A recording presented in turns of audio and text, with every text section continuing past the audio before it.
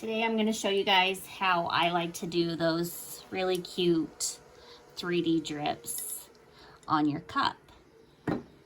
So I have my epoxy mixed up right here. This is just the KS Resin Stone UV.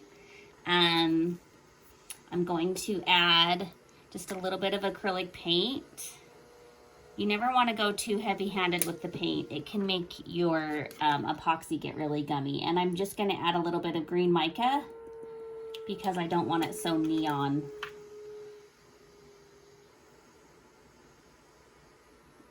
I want it a little bit greener.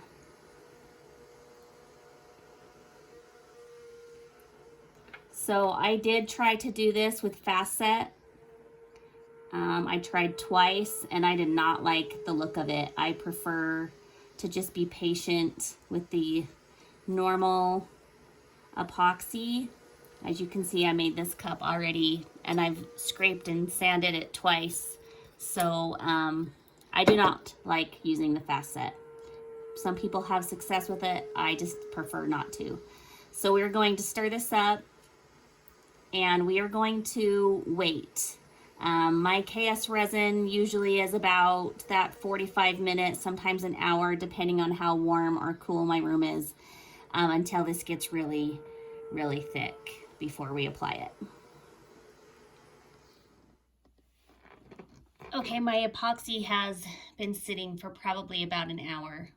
We're waiting for it to get to this like really thick, like taffy type consistency with a really slow drip off of your stick. Now, when I go around the words, I'm only gonna do a little bit. I don't paint this on like peanut butter. I don't paint it this way. I just add to the top here. And I only add a little bit of a stripe around the words so it doesn't drip too much on the words. Then I'll turn my cup and I'll add a bigger chunk where I want it to drip more. So I'll do like a really big swipe.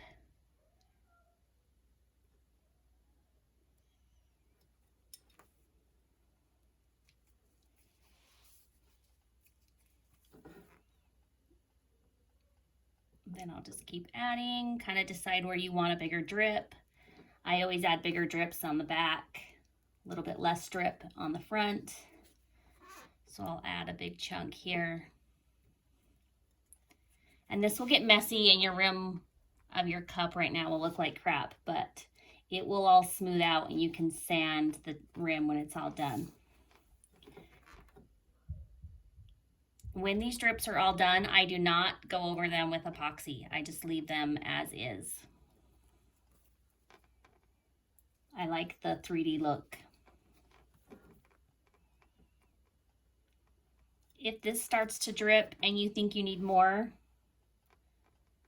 all you gotta do is take a chunk on your stick and add a little bit more up at the top. It will eventually kind of blend in. So we're gonna let this drip. And when it starts getting to where you think, oh, I don't want that to drip anymore, you're going to take your cup. And I just have this back here. This is like an old arm turner that I cut down and stuck a pool noodle on. You're gonna flip it upside down on there and let it drip the opposite way for a minute. And then when it gets to where the lines are almost starting to look flat and not 3D, you're gonna take it off and just set it and watch it again. This is a little bit of a process, but this is the way I like to do them. I really like that they poke out and they're 3D. So also on your very last time turning it over, you want it to be down and not upside down. If you don't leave it down like this, your drips will look flat and they won't look raised like these ones. So your last time flipping it back and forth should be downwards to make them 3D like that.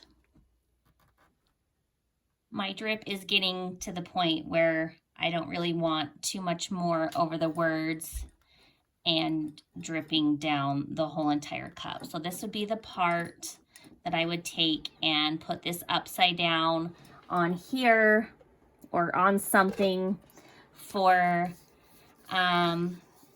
usually, I don't even know, I don't really time it, but when these little beads start to look flat and you can kind of see the epoxy running back, it's usually 5 or 10 minutes. I'll flip it over, and if it's close, you might have to do back and forth, but if it's close to drying, you want to leave it down one more time, and the drips will drip down a little bit further. So I'll leave it like this for a minute and just kind of watch those drips. Okay, this cup has been sitting on here only for about 5 minutes. My epoxy is curing really fast today. I must have a really warm room. So you can kind of see, if you leave it upside down, they kind of make more of a point than a blob. You really want that blob. So this will be my last time flipping it, so we get more of those beads like this and not these points. So yeah, you just keep going up and down. This will be my last time, so the epoxy will bead at the bottom. And that's just how you control your drips and you get that 3D look. Our drip cup is all cured and dry, and we have these cute little perfect drips that look 3D. I'll just leave this as is. I don't epoxy over them. I like it to still look 3D. And since I made such a mess on the rim of this cup, I figured I would show you guys how I clean this up. So some of you may know that I also do nails for my other job. So what I do to clean up my rims is I designate a nail file, one of these thicker ones, for my cup rims. I just think it fits really easy and comfortable in your hand. And since it's stiffer than sandpaper, it's just easy to hold. I'll hold it away from me, and where I have like a big drip, I'll hold it on an angle and just sand.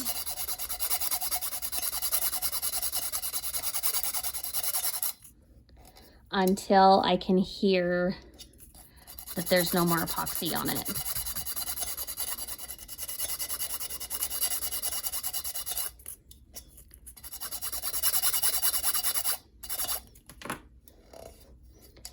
Okay, and then if it has like a big chunk like this drip, I'll just take my craft knife and just peel it up and peel it off. Sometimes I just scrape it with my nail also. And then I'll just take a little bit of acetone on a paper towel and clean up that rim. And then you have a nice clean rim. And your cup is all finished.